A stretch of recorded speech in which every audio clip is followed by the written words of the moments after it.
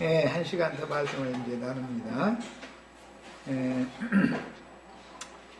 오전 2시간 동안에 걸쳐서 이스라엘의 그 적군이라고 하는 것이 무엇인가, 또 가나안 땅 7족속이라고 하는 것이 무엇인가, 이런 것을 이제 살펴보는 말씀을 나눴었어요. 신약에 예수님이 말씀을 이제 이걸 설명을 해 주실 때, 적군이라고 하는 것은 예수님의 원수이고 이스라엘의 원수가 이제 적군인데, 그거는 사실은 예수님을 대적한 자들이라는 것은 멀리 있는 사람들이 아니었고, 주님과 동족, 혈통적으로 보면 동족이었던 12지파, 그 중에서도 예루살렘의 기득권자들이 예수님을 끝까지 대적하고 주님을 죽는 데 넘기고 이제 이런 짓을 했는데, 그 예수님만을 대적하고 그렇게 예수님의 전도를 받아들이지 않은 것이 아니고, 예수님을 죽이고 나서도 사도들, 그 다음에 증인들, 일곱눈들 이렇게 계속해서 대대로 이제 이 영적 전쟁이 계속되는데, 여기에 대한 기본적인 이해가 참 필요하다. 교회에서는 이제 이런 기본 원리를 잘 모르니까 안 가르치겠죠. 예배당에 100년을 다녀도 이 가나안 족속이라는 것이 누구를 말하는지에 대해서 가르쳐 주지를 않아요. 그냥 고대 여호수아 때 그냥 가나안 땅에 들어간 7족속이 있었다, 이러고 만단 말이죠. 그 가나안 7족속이라는 건 함의 아들인 가나안의 후손들을 말하는 것인데, 그럼 가나안 7족속은 왜 완전히 다 진멸을 해야 되고, 먼 성읍에서 온 사람들은 화평의 복음을 전해가지고 살려줘야 되고, 아니, 똑같은 말이면, 같은 값이면은 가나안 족속들도 살려주면 좋잖아. 사람의 생각으로는 그렇잖아요. 사람 다 똑같은데, 사람들은 진멸하지 말고 그 사람들도 잘 설득하고 이렇게 하면 되지 않냐. 그런데 그 사람들은 원래 설득이 안 되는 다른 영을 가진 자들이기 때문에 안 된다는 거예요. 그래서 이 가나안 족속들은 세상의 영을 가진 사람들만 말하는 게 아니라 세상의 영도 가졌을 뿐 아니라 율법 종교의 영을 가졌기 때문에 두 가지 영이 아주, 그래서 배나도 갑절로도 저주가 임한 족속들이다라는 것이죠. 이제 이런 것을 영적으로 적용할 때는 주님께서 이 땅에 오셔서 구속을 이루신 다음에 이 세상에 이제 교회를 세우시게 되는데, 주님의 교회에는 악한 자의 아들들인 사탄의 사자들이 가만히 주님의 집인 교회에 기어들어 가지고 주님의 배필인 성도들을 자기 것으로 미혹해가지고 자기 짝을 삼아버린다 이거예요. 이렇게 할 때 주님은 세상에서 아내 뺏기고 가만히 있는 사람은 없어. 세상이 아무리 악해도 세상에 어떤 권세가 있다 해가지고 가난한 사람의 아내를 뺏어가면 그건 가만 안 있죠. 그래서 이제 오늘 말씀에 율법 말씀이지만 이제 군필 면제에 대한 말씀이 4가지가 나왔죠. 신명기 20장에 보면 그 중에 약혼을 하고 결혼을 하지 않은 사람은 군 면제가 되잖아요. 전쟁터에 안 나가도 되게 돼 있죠. 이런 말씀은 뒤에 이제 신명기 28장 축복과 저주 말씀에도 또 반복돼서 나오는데,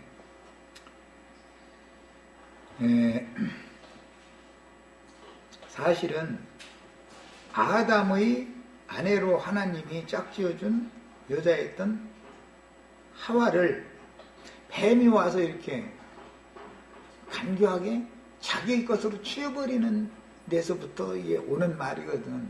이제 물리적으로 볼 때 이스라엘의 그 청년이 어떤 처녀와 약혼을 했으면 둘이 사랑하는 관계인데, 만약에 나가서 전사를 한다든지 이스라엘이 가나안 족속에게 전쟁에서 패한다든지 그렇게 되면 그때 당시 전쟁에서는 전쟁 수칙이 뭐냐면 남자는 죽이고 남자를 알지 못하는 여자를 살려둬서 끌고 가서 자기의 하녀를 삼거나 아니면 자기 아내로 취할 수 있는 것이 그때 당시의 상황이었기 때문에 만약에 약혼을 했는데 결혼을 하지 않았으면 가나안족 속의 전쟁에서 패하면 가나안족 속 사람의 아내가 되거나 종이 될 수밖에 없는 거잖아. 그 여자 신분이.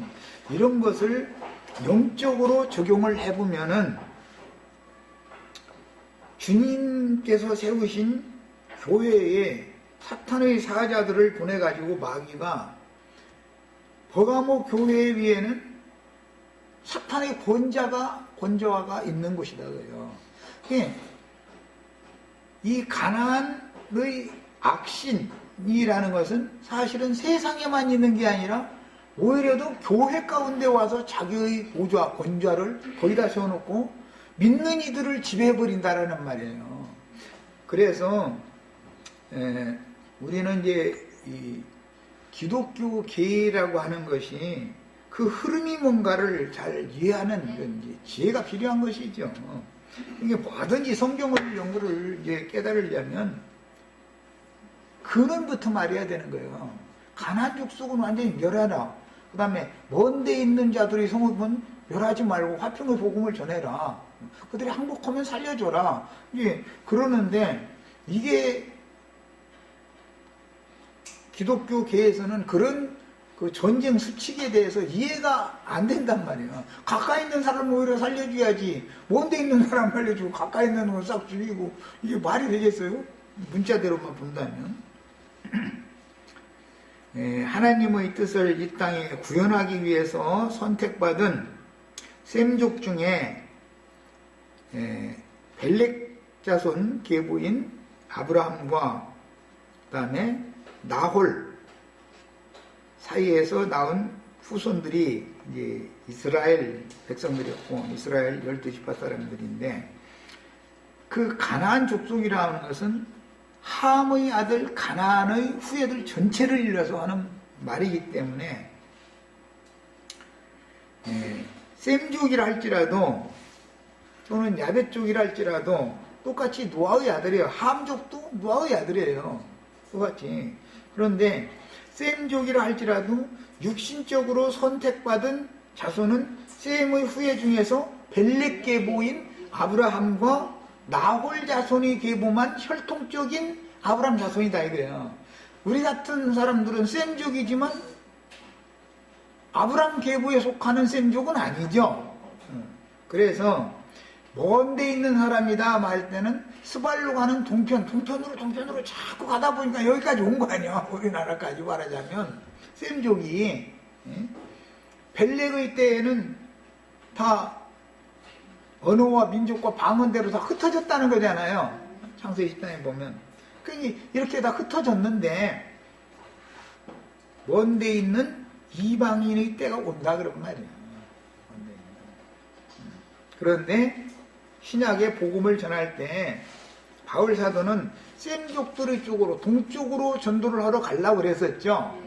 그랬는데 주의 성령이 막더라는 거예요. 막고서 지중해 건너 야벳 족속 있는 쪽에서 일로 오라고 손을 까불더라는 거예요. 이쪽으로 오라고. 그래서 야벳 족속을 먼저 거쳐서 동방 땅끝인 셈족인 우리들에게까지 복음이 오는 거예요. 이제 여기에서 예루살렘으로 복음이 들어가는 거단 말이에요. 이게 하나님의 정한 거예요. 그래서 세상사에서는 셈족이 셈의 후예들이 동방으로 가는 그 스발로 가는 동쪽으로 가는 산이라고 그랬는데 이게 이제 히말라야 산맥을 말하는 거예요. 그 보면 히말라야 산 속에는 셈족들이 뭐 절가 앉아놓고 뭐 그냥 하여튼 그 사람들은 다 영적인 걸 추구하는 사람들이라. 그런데 그게 다 사실은 셈족이지만 아브라함에게 임하셨던 그 참 하나님을 모르기 때문에 그렇게 막연하게 더듬어 참느라고 그 짓을 했었는 거예요. 그러다 보니까 뭐 불교니 힌두교니 뭐 라마교니 막 이쪽으로는 이 셈족은 종교성이 아주 강해하죠.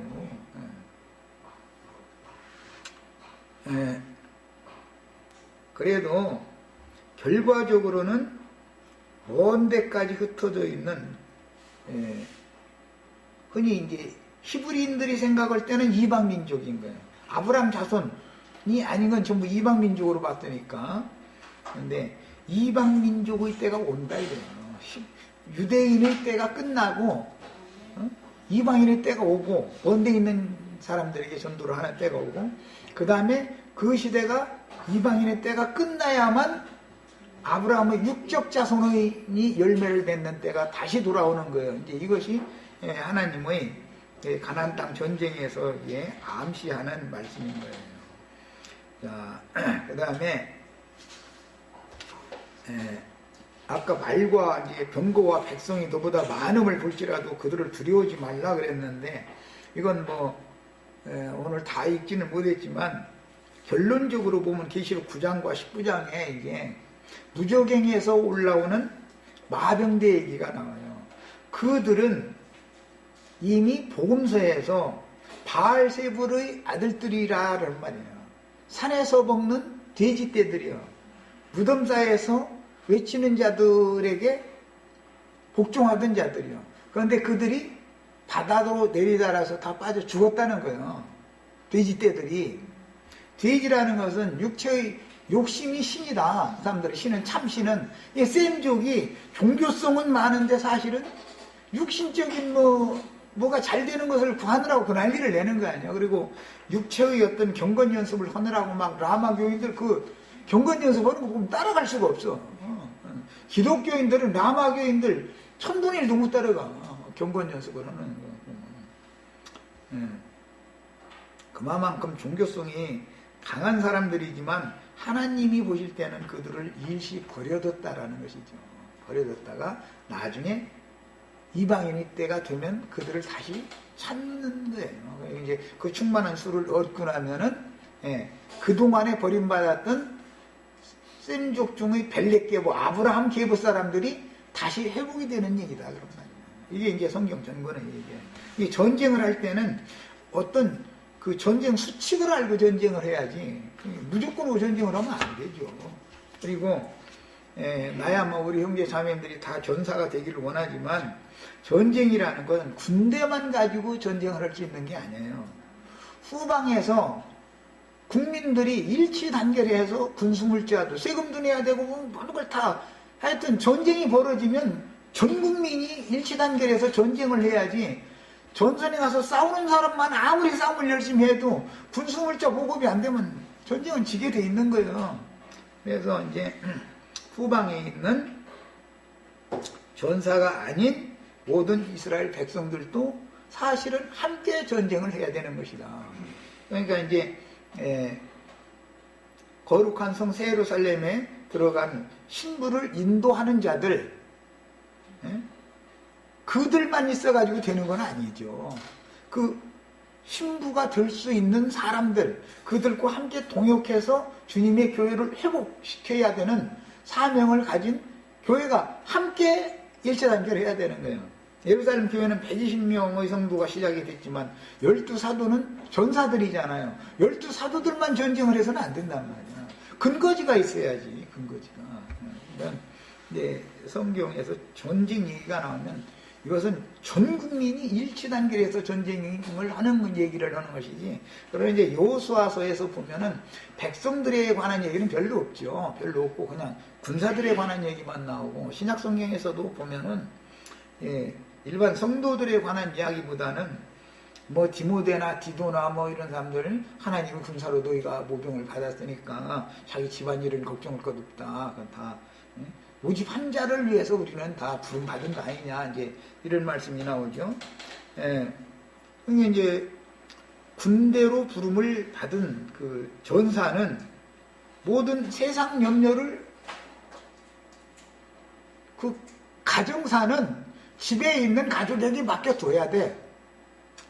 그럴 수밖에 없는 것이죠. 그리고 자기는 전쟁에만 열심을 해야 되는 거야. 이런 얘기를 신약성경에서 예수님이 부모나 아내나 전토나 뭐 이걸 다 버리고 나를 쫓는 자라, 이 하나님 나라에 합당하다, 이제 이러니까 이 전쟁을 위해서 부름받은 전사가 후방 생각을 자꾸 하면 전쟁이 안 되는 거예요. 마음이 나누이면 전쟁을 할 수가 없죠. 또 이 얘기를 내가 잘 안는데 이런 얘기하면 그러면 난 이제 후방 국민할 거야. 이제 다 그러고 싶어. 누구나 다. 그런데 그게 은사가 다른 거예요. 은사가. 이미 은사가 말씀을 전하는 은사가 있는 사람, 가르치는 은사를 받은 사람은 어차피 전쟁터에 나갈 수밖에 없게 돼 있어. 하나님 그를 그렇게 원래부터 택해놨기 때문에. 그래서 이것은 은사에 따라 하는 것이지 억지로 나는 후방에서 그냥 뭐 지원이나 해줄 거야. 그런데 그렇게 맘먹는 사람은 나라에서 전쟁 수행을 하려니까 국민들이 세금을 좀 지금까지 내던 것보다 배로 더 올릴 수밖에 없다. 그래도 안 되면 이제 나라에서 채권 찍어가지고 막 이제 결 수밖에 없는 것이죠. 국채 발행을 해서 빚을 낼 수밖에 없죠. 그런데 그렇게 자꾸 너무 모든 지체들이 느슨한 맘만 다 먹으면 안 되는 거예요. 또 영을 강하게 하고 담대한 그 마음을 갖는 것도 필요해요. 양면을 균형 잡혀서 잘 이해를 하셔야 되겠어요. 전쟁 얘기하는데 또 백성 얘기를 안 하면 또 안 되니까 이것도 다 군대냐? 그럼 그렇지는 않으니까. 백성이 숫자가 많지 군대는 숫자가 적고 그래도 백성들이 협력해서 군사들이 모든 것을 안심하게 전쟁에만 몰두할 수 있도록 이렇게 지원을 해줘야지. 우리 뭐 아버지 초상 났다는데 아버지 장사 지내고 와서 따르겠습니다.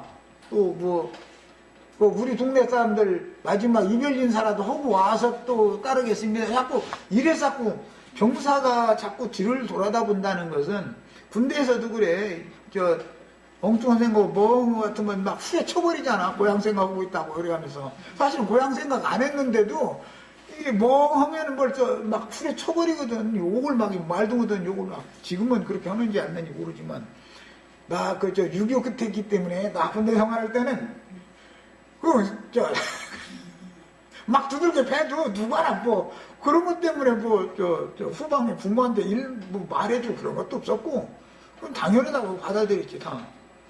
그런데 그렇게 엄하게 할 수밖에 없는 것이 정신을 나누면 마음을 자꾸 이게 후방 생각하고 고향 생각하고 부모님 걱정하고 아내 걱정하고 이러면 군대 생활 못 하는 거죠. 그 한 사람 때문에 다른 사람들까지도 전염이 되거든 그게. 그러니까 그걸 막 못하게 엄하게 이제 하죠. 오늘 말씀에도 보면 내용은 사실은 그런 거예요.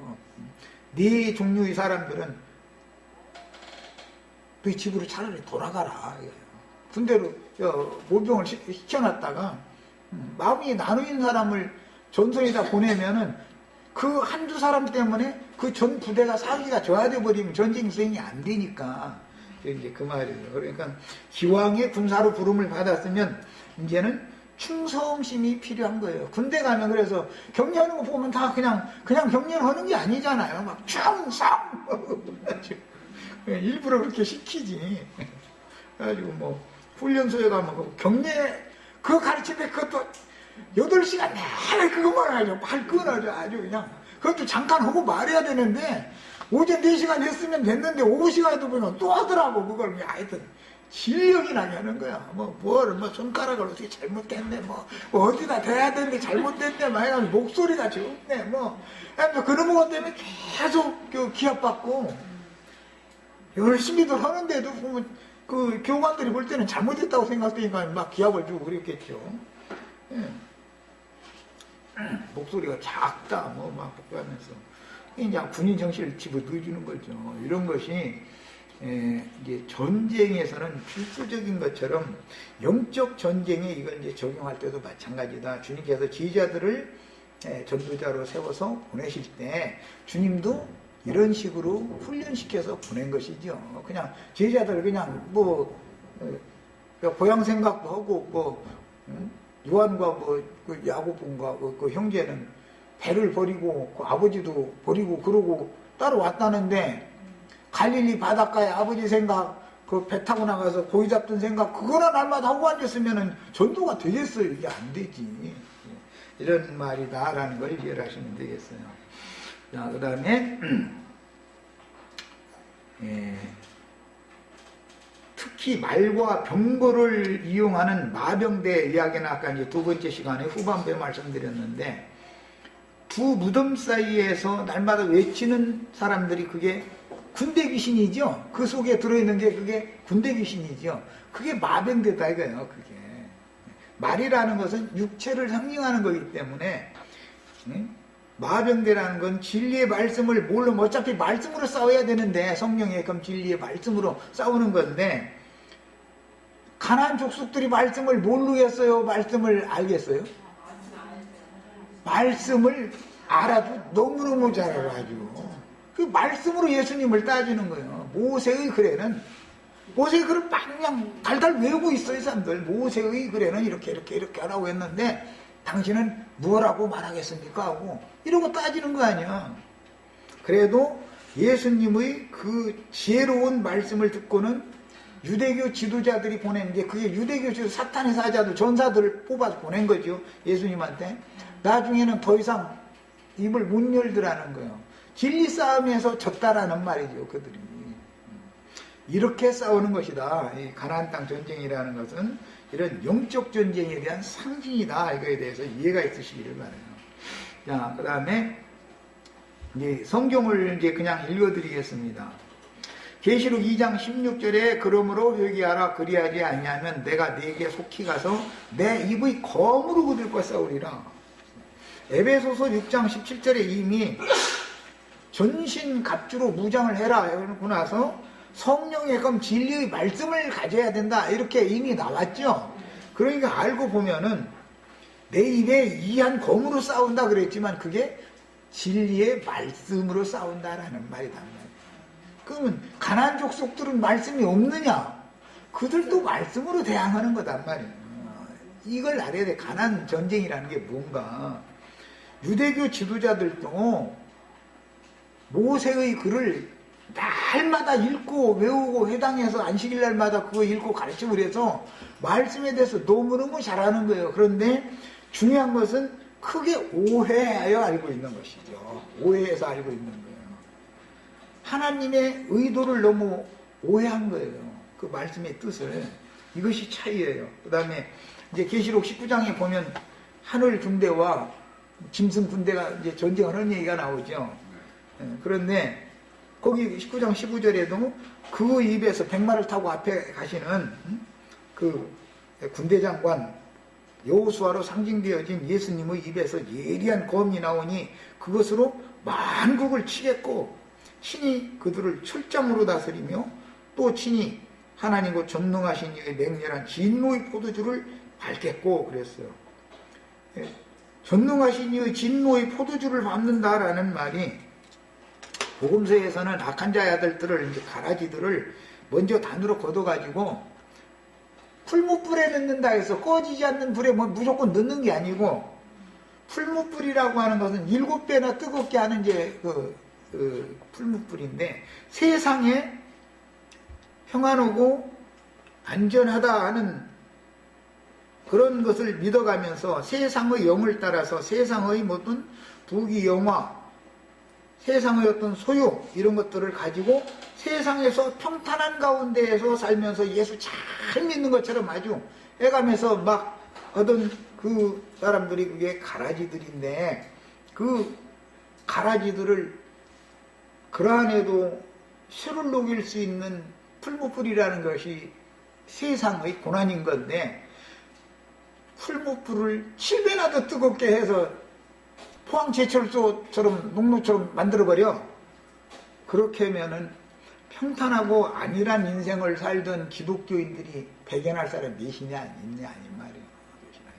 가라지들은 그러니까 일부러 그게 뭐예요. 전에도 없고 후에도 없는 환란의 때 짐승의 때 1260일 동안을 몸으로 경험을 딱 시킨 다음에 맛을 보게 만드는 거예요. 그 다음에 그리도 심판대에서 이제 최후 이제 이것은 그 사람들은 이제 무조갱에 음부에 집어넣었다가 그 영혼들을 음부에 집어넣었다가 1000년이 산 다음에 그 신부자 심판대에서 죽은 자들을 다 다시 부활시켜가지고 심판의 부활로 일어나게 해가지고 그들을 그 다음에나 꺼지지 않는 유황불 속에 넣는 거예요. 그러니까 이 하나님의 심판 방법도 구원의 방법이 있으면 심판의 방법도 있게 마련인 거예요. 언제나.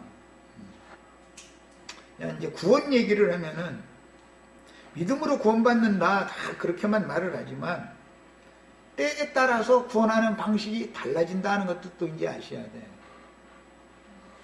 아브라함 이전은 아담 시대에는 아담 시대의 구원 방법이 있어요. 노아 시대에는 노아 시대의 구원 방법이 있어요. 아브라함 시대에는 아브라함 시대의 구원 방법이 있어요.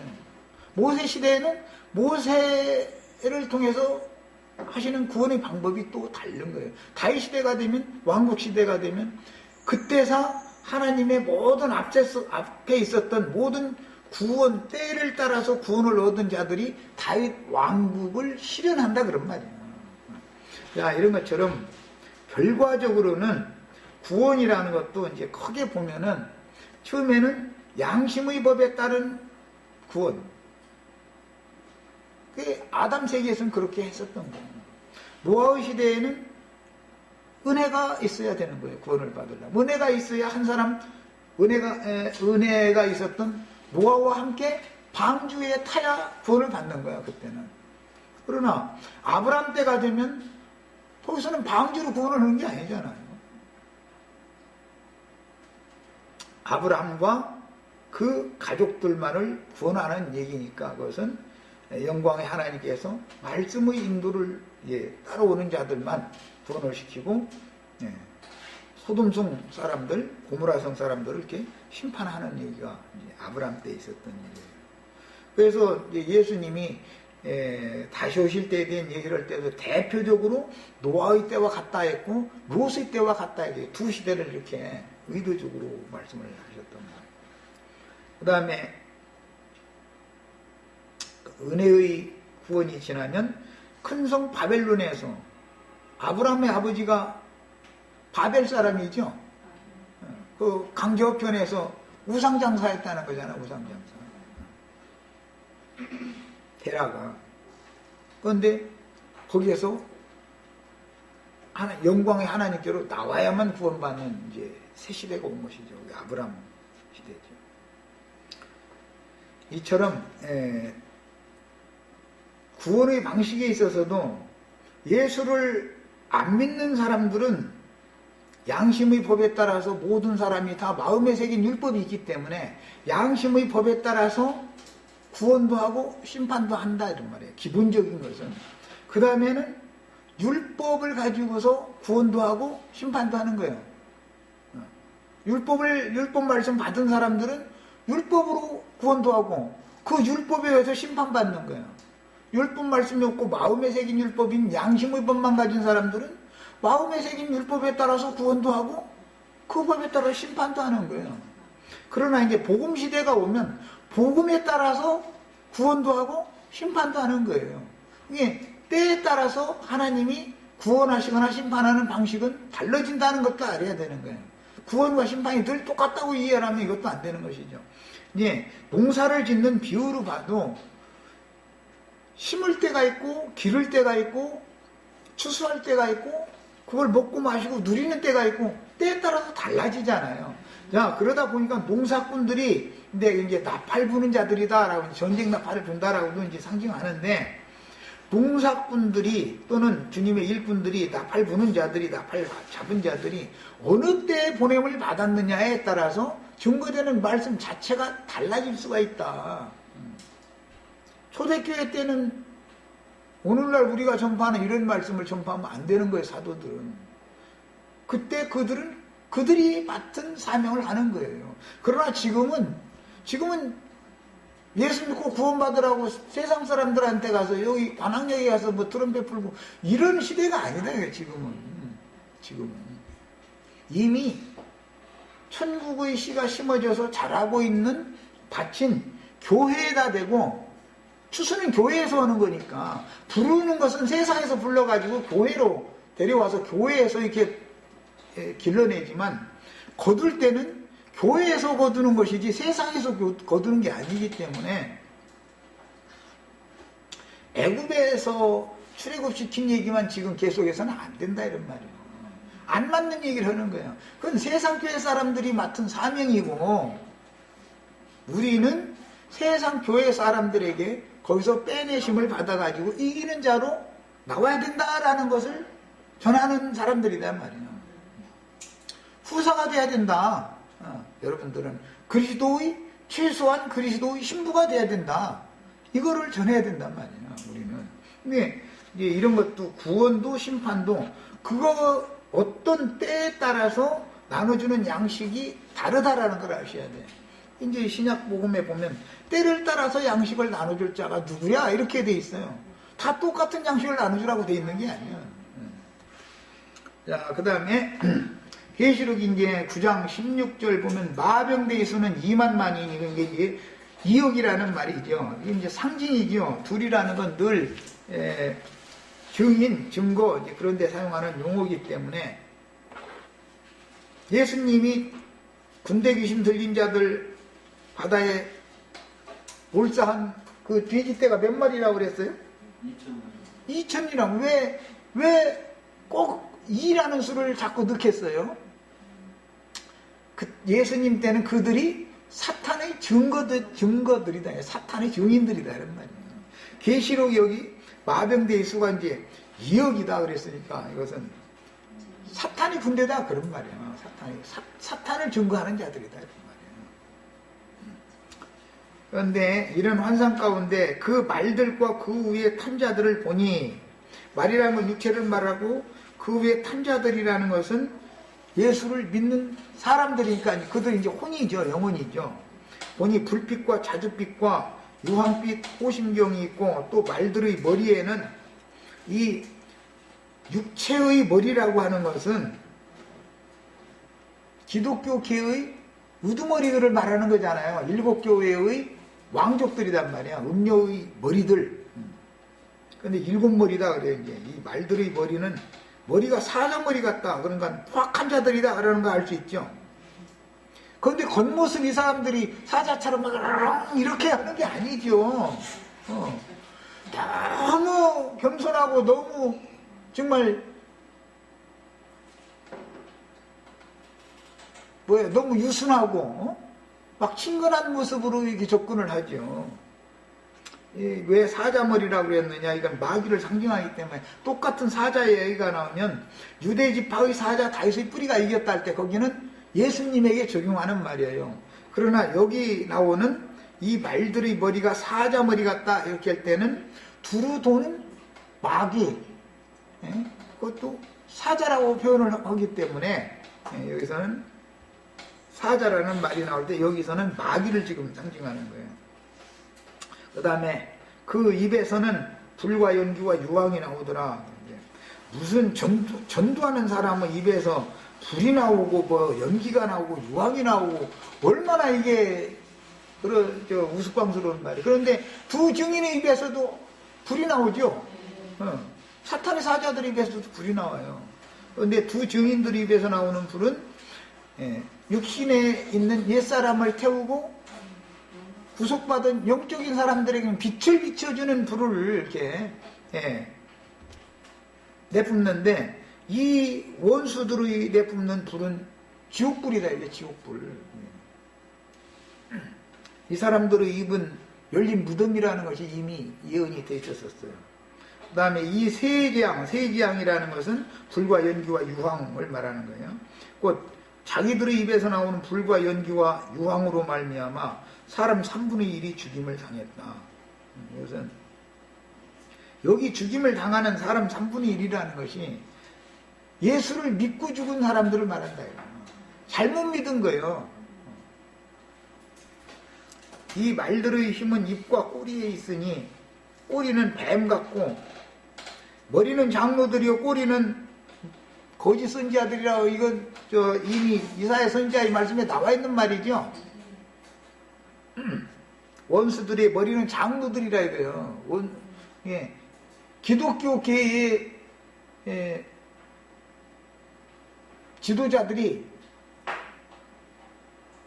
그 사탄의 몸을 짐승의 몸의 머리다 이거예요. 그들이 이 머리고 꼬리는 거짓 선지자들이라는 거예요. 뱀 같고 그 꼬리에 또 머리가 있어서 이것을 해야 하더라. 그런 거 보니까 이게 참, 예수님이 오셨을 때는 머리끼리 부딪힌 것이죠.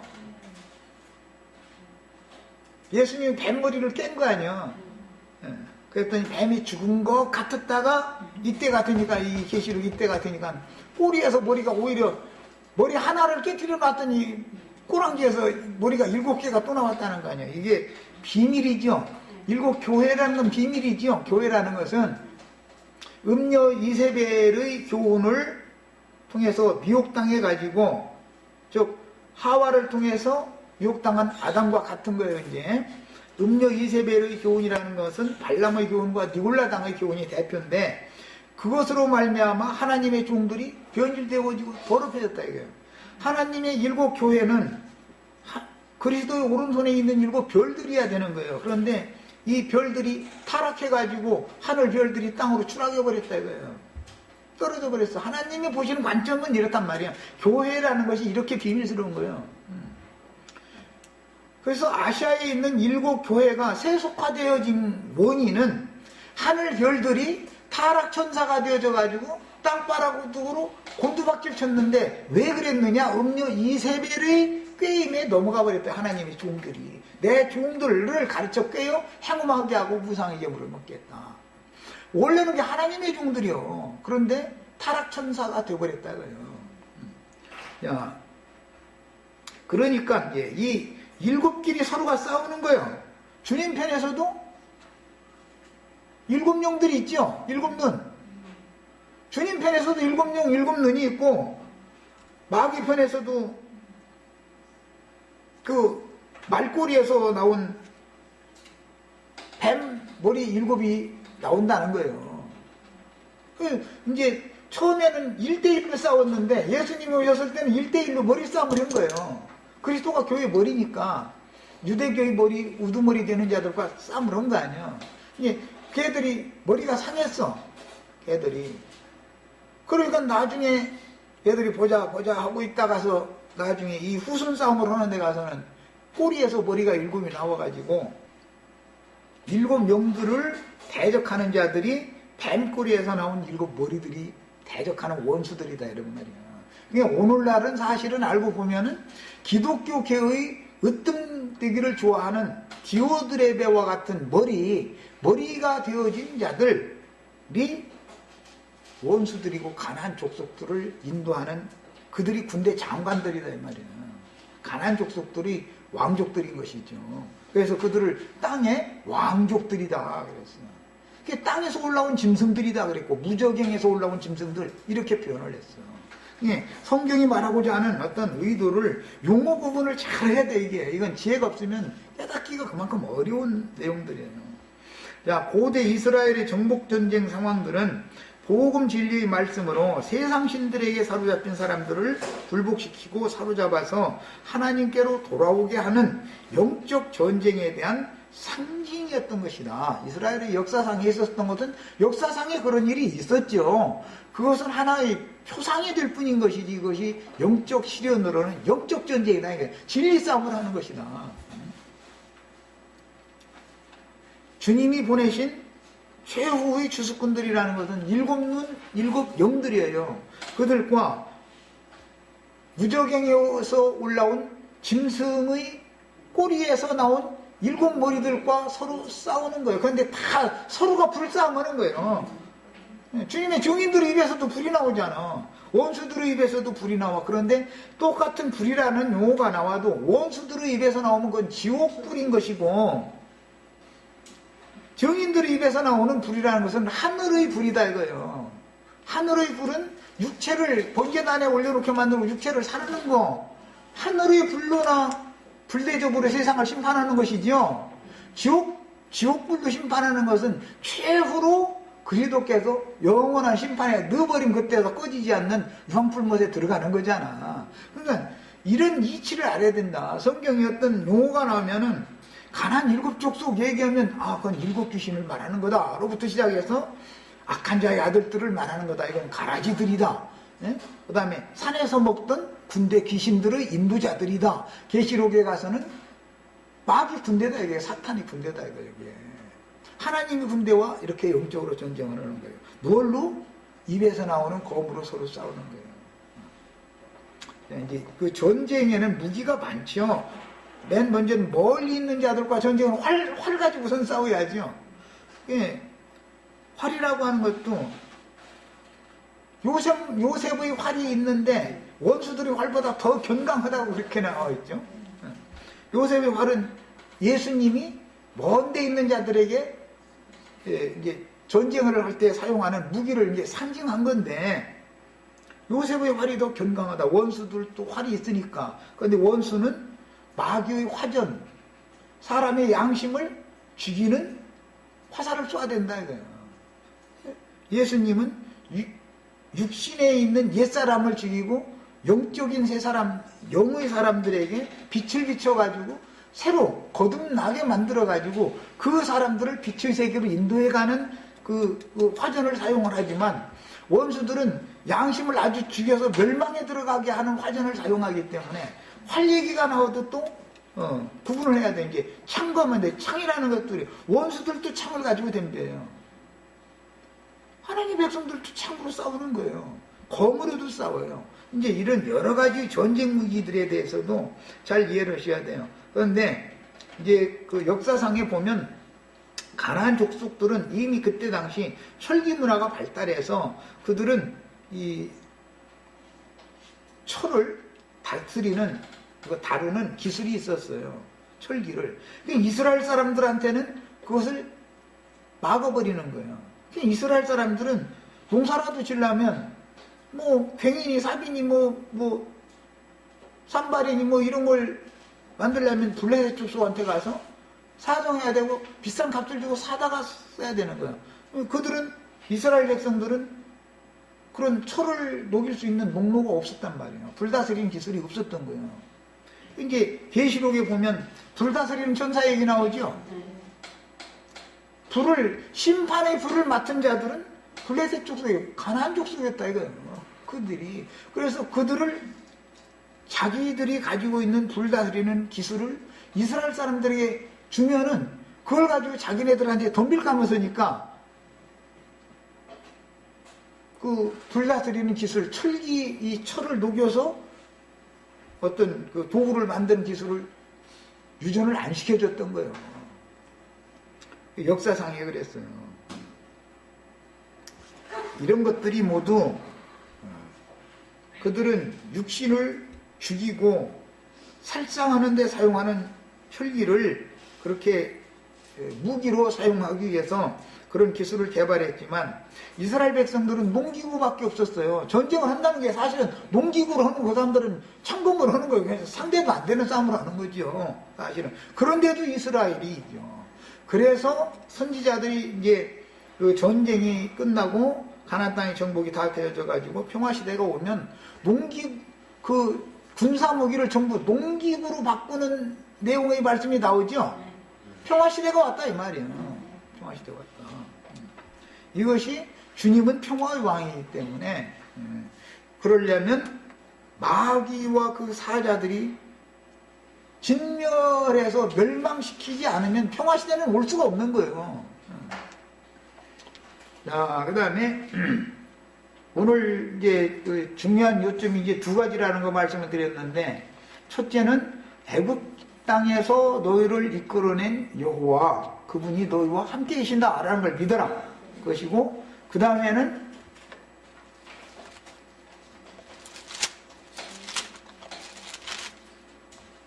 15, 16절에 먼 데 있는 성읍 사람들과 가까운 데 있는 성읍 사람들을 전쟁을 하는 수칙이 다르다 라는 게 제일 중요한 거야. 이 신명기 20장 가나안 땅 전쟁 얘기, 이제 여기서는 제일 중요한 항목이야 이것이. 그 다음에 너희가 싸울 곳에 가까이 가면 그랬는데, 직접적으로 이스라엘이 요단강을 건넌 후 가나안 족속들과 이제 교전을 해야 되는 전쟁을 바로 앞두고 나서는 반드시 제사장들과 그 다음에 이스라엘의 책임자들이, 모든 책임자들이 이스라엘 모든 군사들을 격려해서 영을 강하게 하고 마음을 담백히 하고 원수를 두려워하지 말아라. 뭐에 근거해서 두려워하지 않을 수가 있느냐? 애굽에서 너희들을 불러내신 여호와께서 너희와 함께한다라는 이 사실을 믿을 때 두려워하지 않을 수가 있다. 이것을 지금 이제 꼭 전파를 한 다음에 군대를 이제 대오를 갖춰서 이제 전쟁을 이렇게 수행을 하도록 이렇게 지시가 되어져 있어요. 오늘은 뭐 이제 일단은 여기까지 하고 다음에 또 이제 말씀을 좀 더 이렇게 또 조금 더 나눌 것이 있는데, 어쨌든 우리는 오늘 이제 중심에서 말씀을 드린 것은 크게 두 가지예요. 가나안 땅 전쟁이라고 하는 것은 영적 전쟁이고 진리 싸움이다. 이건 다 하나님이 보낸 증인들의 입에서 나오는 진리의 말씀과 사탄의 사자들의 입에서 나오는 거짓 살인하는 말과 두 가지 생명을 주는 진리의 말씀과 죽이는 거짓말 가지고 양편에서 싸우는 얘기를 한다. 그런데 이것은 이제 뭐 가나안 7족속, 7왕들 뭐 이런 얘기가 나올 때 양편에서 다 7이라는 수를 사용을 하기 때문에 주님의 교회도 주님의 오른손에 있는 7별들이 있고 그들의 인도를 다 받아야 되는 것이죠. 이제 그들은 최후로는 온 땅에 보내심을 받은 하나님의 7영, 7눈들이다 그래요. 계시록 마지막에 가서는 7이라는 하나님의 군대를 지휘하는 이제 지휘자들이죠. 그 다음에 원수의 군대를 지휘하는 지휘자들이라는 것은 음녀의 7머리들이다 이거예요. 땅의 왕족들이다. 7머리들이다 그랬어요. 이런 그 전체적인 윤곽에 대해서 완전한 이해가 있기를 바랍니다. 자, 여기까지 해서 마칩니다.